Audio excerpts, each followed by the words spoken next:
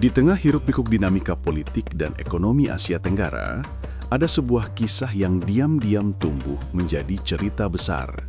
Sebuah cerita tentang bagaimana sebuah negara yang selama puluhan tahun dianggap hanya sebagai pemasok bahan mentah, tiba-tiba berubah menjadi poros energi kawasan. Cerita itu bermula dari satu peristiwa penting, ketika Menteri ESDM Bahlil Lahadalia menandatangani kontrak kerjasama ekspor listrik hijau ke Singapura sebesar 3,4 gigawatt. Perjanjian ini bukan sekedar transaksi biasa, melainkan tanda bahwa peta kekuasaan energi Asia Tenggara sedang berubah, dan Indonesia berada tepat di pusatnya. Di saat banyak negara masih terjebak dalam ketergantungan energi fosil, Indonesia justru mulai melangkah ke ranah yang lebih jauh. Energi hijau, energi bersih, energi masa depan. Yang membuat perjanjian ini semakin menarik adalah fakta bahwa Singapura, negara maju, kaya, dan selama ini dianggap sebagai pusat keuangan Asia, ternyata bisa goyah hanya karena satu hal: listrik. Sesuatu yang selama ini seolah dianggap sederhana, kini menjadi penentu stabilitas ekonomi sebuah negara super maju. Untuk memahami bagaimana semuanya bisa terjadi, kita harus melihat kenyataan yang selama ini jarang dibahas. Singapura hampir tidak punya sumber energi terbarukan. Lahan mereka terlalu kecil, harga tanahnya selangit, dan pembangunan apapun harus bersaing dengan ruang hidup yang terbatas.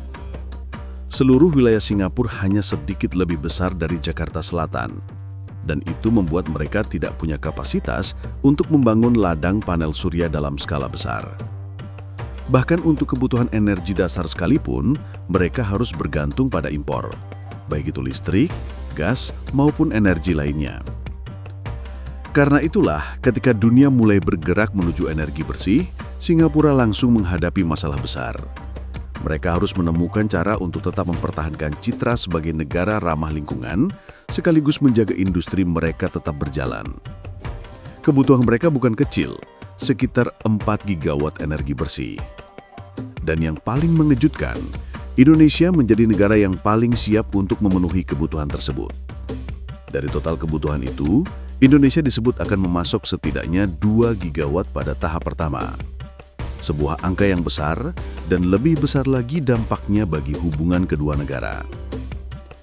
Proyek ekspor listrik ini ditargetkan mulai berjalan pada tahun 2026 hingga 2027.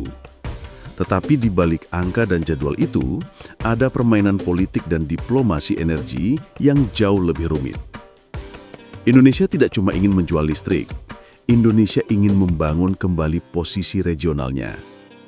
Untuk pertama kalinya dalam sejarah modern Asia Tenggara, Indonesia punya alat tawar yang kuat, dan alat itu bernama energi.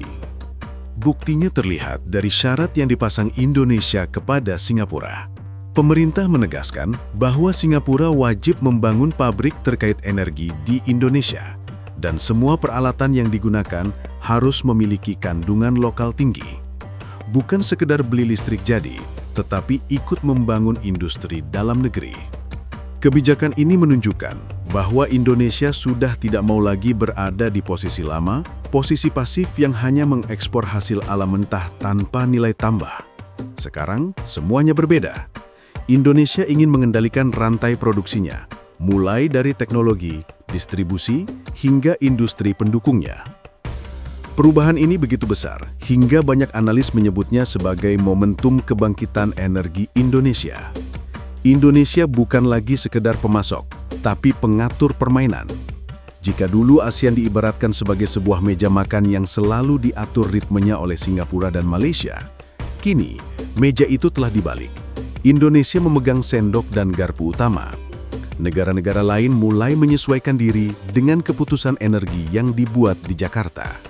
Momentum ini semakin terlihat jelas ketika pemerintah memutuskan untuk mengurangi ekspor gas ke Singapura. Keputusannya tidak kecil, mencapai 30 juta kaki kubik per hari. 5 kargo LNG yang sebelumnya dialokasikan untuk ekspor juga dialihkan untuk kebutuhan domestik. Langkah ini mungkin terlihat teknis di permukaan, tetapi dampaknya seperti pukulan telak ke jantung ekonomi Singapura. Harga listrik mereka naik 2% hanya dalam waktu 1 bulan. Media lokal seperti The Straits Times bahkan menggambarkan kebijakan Indonesia ini sebagai wake-up call terbesar dalam 2 dekade terakhir. Inilah yang membuat dunia sadar bahwa energi bukan sekedar komoditas. Energi adalah senjata diplomasi. Senjata yang tidak terlihat tetapi sangat mematikan. Tanpa gas dan listrik, industri berhenti. Tanpa industri, ekonomi runtuh. Dan di tengah semua itu, Indonesia mulai menunjukkan kekuatannya, bukan dengan ancaman, bukan dengan konflik, tetapi dengan kontrol terhadap sesuatu yang dibutuhkan semua negara, energi. Setelah merasakan efek dari pengurangan ekspor gas tersebut, Singapura datang kembali meminta kerjasama baru, kali ini mengenai listrik bersih. Namun Indonesia tidak mau sembarangan memberikan izin. Pemerintah meminta agar semua proyek melibatkan pabrik dalam negeri memiliki tingkat kandungan lokal tinggi dan infrastruktur kontrol tetap berada di tangan Indonesia. Dengan kata lain, Singapura boleh membeli listrik, tetapi aturan mainnya ditentukan oleh Indonesia. Di titik inilah posisi tawar Indonesia berubah total. Sementara Singapura mulai merasakan tekanan, Malaysia berada di situasi yang lebih berat. Negara yang dulu sering meledek Indonesia karena masalah ekonomi, kini justru berada dalam posisi yang rapuh. Rasio utang Malaysia melonjak menjadi 64,6% dari PDB, tertinggi di ASEAN. Mata uang ringgit semakin melemah, defisit fiskal melebar, dan proyek-proyek Petronas di Sabah mulai tersendat karena kenaikan biaya operasional. Investor asing pelan-pelan keluar, dan ekonomi Malaysia memasuki fase yang oleh banyak analis disebut sebagai zona resiko tinggi. Ironisnya, pada saat yang sama, Indonesia justru stabil. Rasio utang di bawah 40%, pertumbuhan ekonomi bertahan di kisaran 5%, cadangan devisa meningkat, hilirisasi berjalan, dan yang lebih menarik, dunia mulai melihat Indonesia sebagai pusat gravitasi baru energi di kawasan. Untuk pertama kalinya dalam waktu yang lama, Indonesia tidak dipandang sebagai negara yang hanya meminta investasi, tetapi sebagai negara yang bisa menawarkan stabilitas energi regional. Fondasi dari semua ini tidak muncul tiba-tiba. Kebijakan energi Indonesia sebenarnya mulai disusun sejak era Jokowi, melalui pembangunan pembangkit, infrastruktur, kebijakan hilirisasi, dan prioritas pasokan domestik. Pemerintahan Prabowo melanjutkan fondasi tersebut, namun dengan strategi yang lebih agresif dalam diplomasi energi. Prabowo menyadari bahwa energi bukan hanya soal kebutuhan industri, tetapi soal kedaulatan, pengaruh, dan harga diri bangsa. Langkah pemerintah membangun terminal LNG terapung di Sulawesi dan Kalimantan membuktikan hal ini. Infrastruktur ini memastikan bahwa kebutuhan energi domestik selalu terjamin, sekaligus memperkuat posisi Indonesia dalam ekspor. Dengan sistem yang lebih fleksibel, Indonesia bisa mengatur kapan harus mengekspor dan kapan harus mengutamakan kebutuhan dalam negeri. Industri nasional tidak lagi harus bersaing dengan pasar ekspor. Selain itu, PLN mulai membangun jaringan listrik lintas negara atau cross-border grid. Indonesia sudah menandatangani MOU kabel listrik bawah laut dari Natuna ke Laut Cina Selatan. Kerjasama juga mulai dijalin dengan Vietnam, Filipina, Jepang, dan Korea Selatan. Ini adalah revolusi energi Indonesia. Dulu kita hanya menyalurkan gas melalui pipa.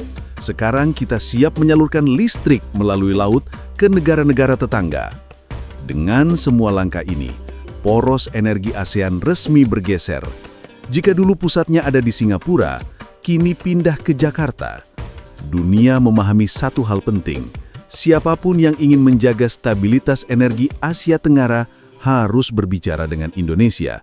Tidak ada jalan lain.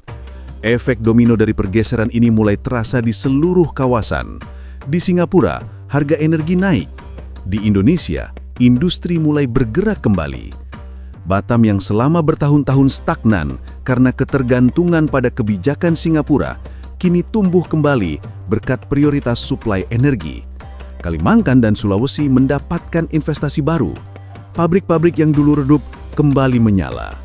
Investor asing yang sebelumnya ragu untuk menanam modal karena pasokan energi yang tidak stabil, kini kembali melirik Indonesia. Mereka melihat negara ini bukan hanya sebagai pasar besar, tetapi sebagai negara dengan fondasi energi yang kuat dan masa depan yang cerah. Indonesia menjadi magnet baru investasi energi bersih, dan dunia memperhatikan dengan seksama.